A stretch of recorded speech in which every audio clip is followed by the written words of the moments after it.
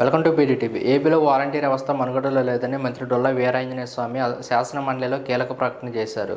గత వైసీపీ ప్రభుత్వం వారిని రెన్యువల్ చేయలేదని అన్నారు. 2023 సెప్టెంబర్ నుంచి వ్యవస్థలోనే లేని వారికి జీతాలు ఎలా చెల్లించాలని అన్నారు. అయితే వాలంటీర్లతో వైసీపీ నేతలు రాజీనామా చేయించారని అన్నారు. మంత్రి చేసిన వ్యాఖ్యలతో ఏపీలో వాలంటీర్ వ్యవస్థ ఇక లేనట్లే అని సమాచారం. గతంలో పవన్ కళ్యాణ్ వాలంటీర్ల గురించి కీలక వ్యాఖ్యలు చేశారు. వాలంటీర్లను కొనసాగించడానికైనా రద్దు చేయడానికైనా అసలు వాళ్ళు ఎక్కడా జీవోలో లేరు. గత వైసీపీ ప్రభుత్వం అన్యాయంగా వాలంటీర్లను మోసం చేసిందని పవన్ కళ్యాణ్ అన్నారు. అయితే వాలంటీర్ల జీతం 10,000 పెంచుతామని ఎందుకు అన్నారని బొత్స సత్యనారాయణ ప్రశ్నించారు.